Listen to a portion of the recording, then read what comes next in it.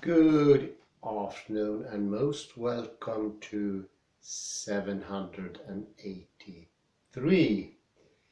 We will talk about today about something called identity, and you could almost stumble into the mistake of calling identity a concept or definition, but that would be absolutely wrong since it has never been proposed as a concept, neither hypothesized. It has just been assumed for millennia and then all of a sudden discovered in quantum mechanics. And the same time as identity was discovered, it turned out to be very troublesome. It caused a lot of problems. It turned out identity not really is possible. Something cannot be identical to anything else in this universe. That has actually been proven experimentally. So this is the first time logic, which we thought to be completely independent from the world, did actually got affected by something empirical. And that flies in the eyes of what we always assumed before, a clear division between the laws of logic and what the world gives us. Does not seem to be the case. Let's continue with identity because it's the most difficult thing. It causes so much problems.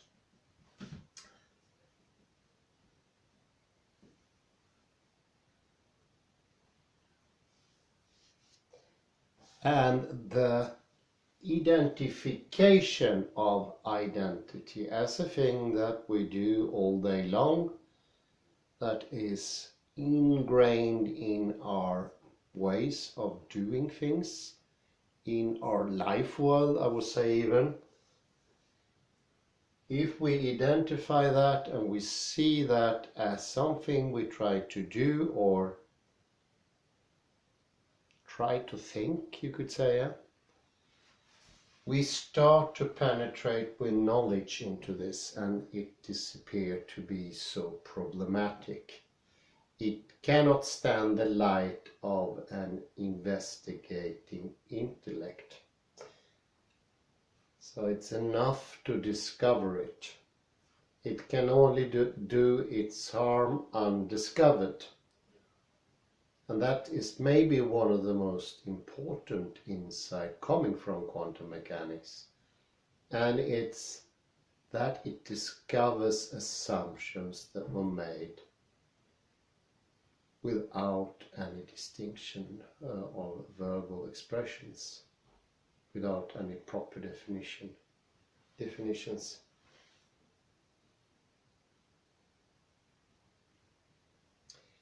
I'd say identity is something that binds thinking.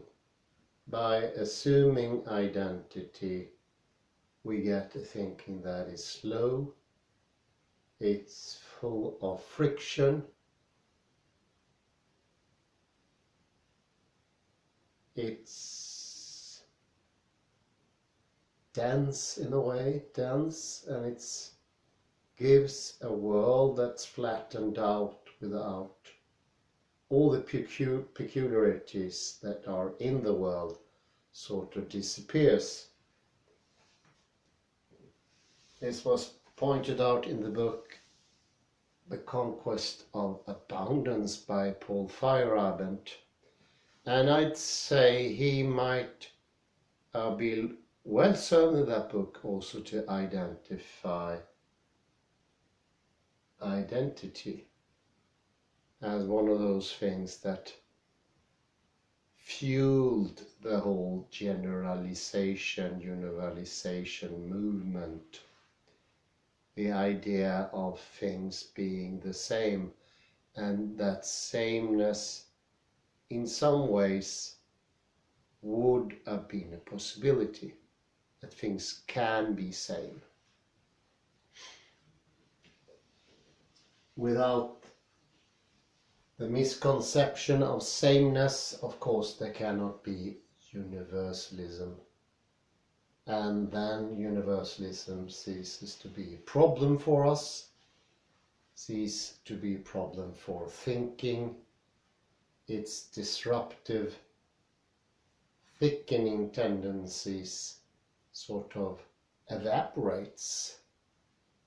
Maybe not directly, but slowly it's getting easier both to think and to move about. And this is identity, I call it.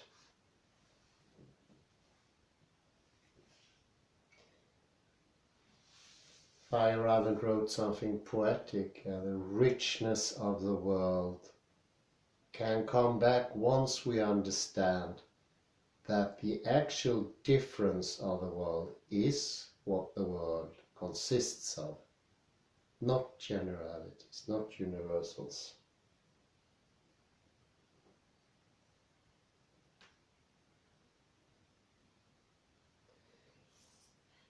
Identity also became a sort of supplement to universals. It was this invisible supplement that was always about somewhere. Under the surface it lured and it made its deeds. Once we looked at one crown, for instance, we thought that every other crown was exactly the same. Or 1 kilo was always the same as another kilo. This sameness, this identity is a supplement. It adds something to the kilo that's not needed. It adds something to the generalities and the universals that it doesn't need. And it makes these things dense, heavy. They become implements, instruments, or tools that stop to be working freely, easy, and lightly. And they become heavy-handed, not serving their purpose anymore. And they become what we usually call reified, something more than they are, or at least the idea that they are something more than they are.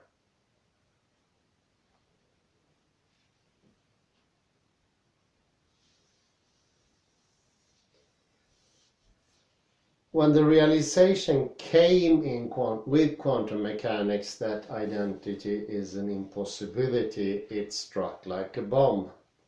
Nothing short of a complete earthquake.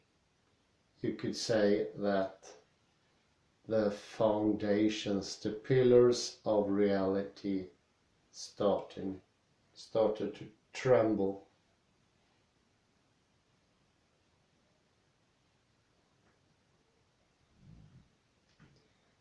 And we discover this ingrained habit of seeing identities. Think of the atoms, they are all the same, it was assumed.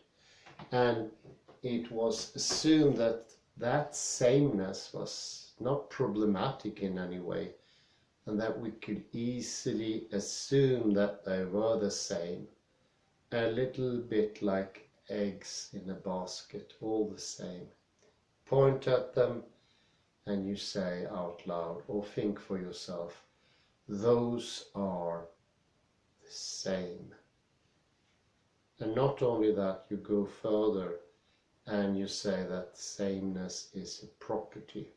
That's exactly the moment where the problem starts. That it would be clear, it would be not problematic to state sameness. This is what we thought until 1926. Never ever questioned. not a single second. And then it turned out to be extremely problematic, and it was no longer clear what sameness would be. It's impossible to define sameness into anything else, and to say not sameness, it's not a good definition. What does it mean to be same? Well, you can't say that it means not to be different. It doesn't make any sense in the physical world. And I say it doesn't make any sense in logic either. It doesn't make any sense in thinking. And here you see the problem. The problem is something that we never thought about clearly, really investigated, enters into thinking, and it muddles thinking. Thinking becomes unclear, and this identity strikes at different levels, at different instances. Self-identity is one of those things. Once sameness is established somewhere, you start to think that you are identical to yourself, possibly over time as well. You are the same one as you were yesterday. And if it were that sameness actually made any sense and meant something, that would be an okay statement. But it does not make any sense. We don't know what sameness means. That's slightly problematic. Yes, if somebody wonders, esteem, existence, does it have any connection to identity? Yes, it does.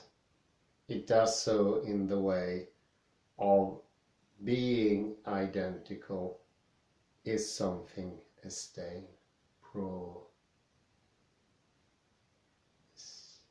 showing up, so to speak.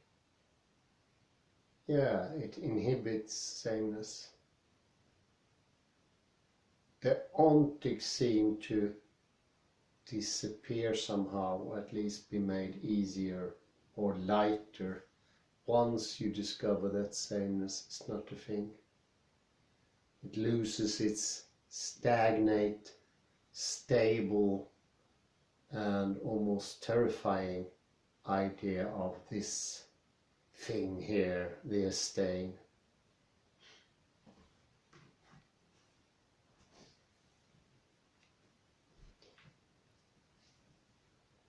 And it would have never worked before this insight or into the world to do anything about sameness, even if somebody for some reason would have started with the whole thing. To say not sameness is as problematic as saying sameness. It's once again a nil position, so criticizing it, it's doing the same thing as being positive to it. It's no difference at all. Well, we mentioned that before. Have you stopped hitting your wife? No answer, either yes or no, will help to take away the not verbalized supposition somewhere. It's not exactly the same as identity, but it's very close. It's very close indeed.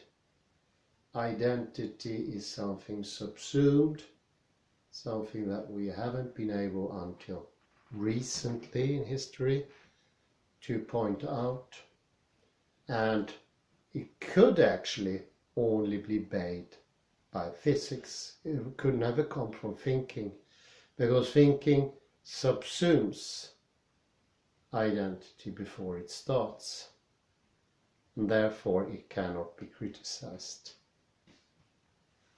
It needs to be discovered to be troublesome.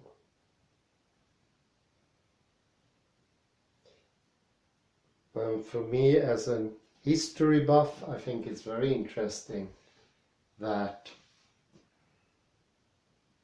things that were absolutely dependent on identity to every measure, in every dimension, in every depth, was as did have its most strength exactly when it was discovered that identity was something that we assumed. And that was the logopositivistic movement that was at its all-time high in that moment, and all educational systems all over the world started to change radically if they hadn't changed before, all in the direction of the current philosophy of logopositivism, or something just before, some philosophy that was before. So it's interesting, the only sort of indication it's something wrong in the direction we are going came exactly at the same moment. Logopositivism was as absolute stronghold. It could be said to have died shortly after this Second World War, somewhere there. But it was strong exactly in the right moment when we sort of made the drawings for the new education systems that then, after the Second World War was instigated all over the world. And this was especially done in Sweden, specifically under the surveillance under the husbands Myrdal and not to forget Undén and Hedenius, and the word on top of everybody, it's Stellan Arvidsson, of course.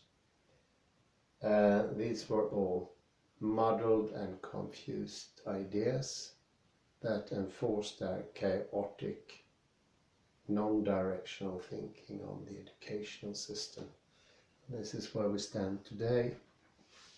And I would say identity is, thanks to this, something that everybody in Sweden assumes somehow, without ever pondering about it, which is a shame.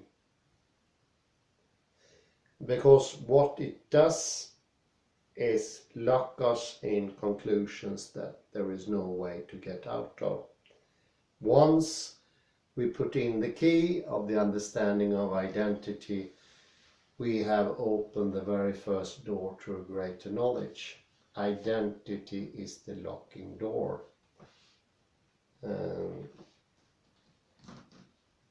It's fantastic in that way to understand what it causes. Unnecessary tension, it causes a definite rift between mind and body, as well as soul and matter. And it will cause unbalance in the body system. You will not stand balance with identity. Your bodily system will always seek this identity, some stability, where there is none. You will try to go in the wrong direction over and over and over and again. It's a little bit like you've been hurt by somebody and you can't forgive. Maybe that is a tough comparison to have, but it's like you wish you would have done something differently, and you identify that and you think that is the same.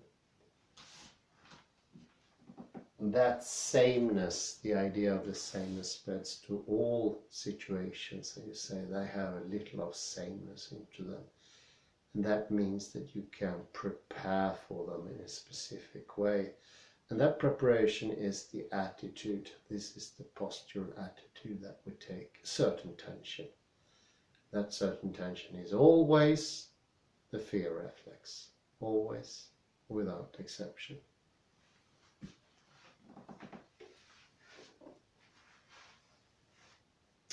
It also effectively block knowledge of mind because of sameness. It shuts the door to looking into the mind. You need to see difference. Difference is reality. Sameness is not reality. Sameness is not to be found in the world. And having this sameness is the same as the tendency of not knowing. This is the most exact thing you can say about sameness. It's not knowing. Not knowing as a tendency. And with sameness you can't go into yourself. You can't look into the depth of the soul. You cannot perceive the depths. They will disappear in sameness.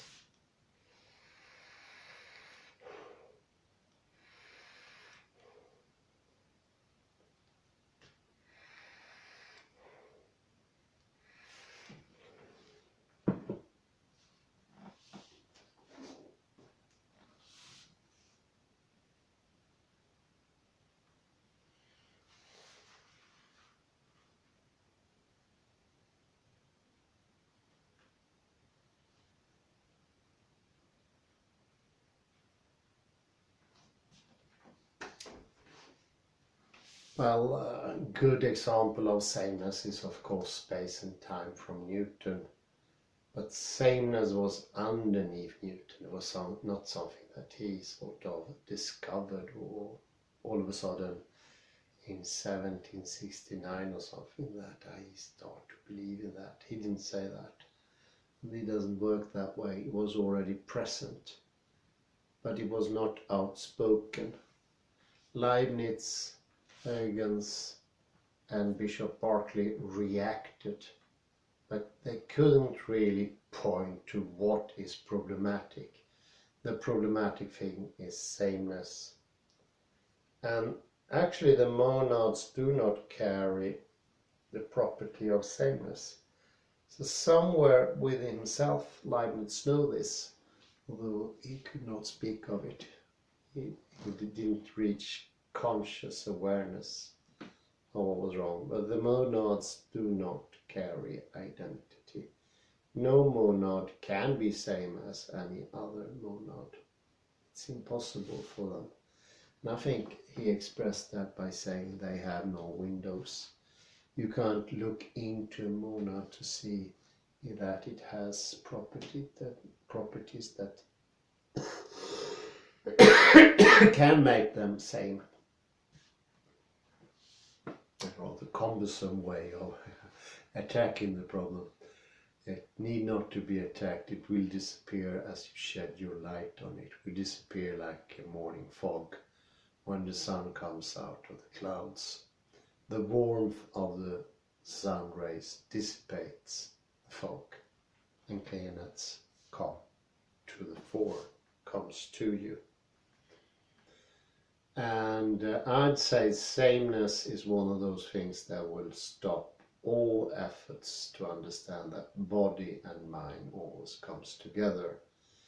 And for every explanation, every understanding, there need to be a bodily change. That is the body part of the understanding. Identity, since it's like a blindfold more than it is an actual thing, it's the lack of seeing differences, or seeing reality is a better word. Once you can't see the world, you are going to say, I see sameness. There's a little bit, if you all of a sudden lose your sight, because everything is the same. For an instance, if you do that, you will not continue to say that, but for an instance, you could say that. This is what sameness is. It's not a thing, it's not a function. It's not something you can sort of point to. It's the actual blindness to anything. The stopping of knowing. That is sameness.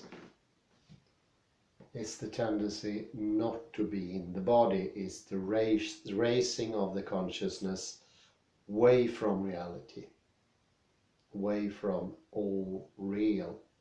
because reality is different, so to speak. So you see here, if you identify identity and says it, you say it's a thing, then you are already gone, so say that you lost the right track. It's just the blocking out that is identity. The heart, to grasp it is a marvelous thing that identity has been discovered, because by opening identity up you will find just more and more and more, and you don't have to be bound by sameness, same time, same place. The logocentric, so to speak, hallucination disappear, and once it disappears you don't have to fight it, you don't have to think it's something. You cannot be tricked by it anymore, because it never was anything. That's the only way it can disappear. Attacking it will be a little bit like the Don Quixote and attacking windmills, thinking them being knights. For every attack it's going to make them more real. Or this one. Many years ago I heard somebody speak about hallucinations, and as a person suffering from hallucination, a person suffering from hallucination was asked, what do you see? What sort of hallucinations do you have? How do they look like? When do they appear? How strong are they? And so forth. And that person contested, and I can't speak about them, because every time I speak about them they get stronger. This is almost the same.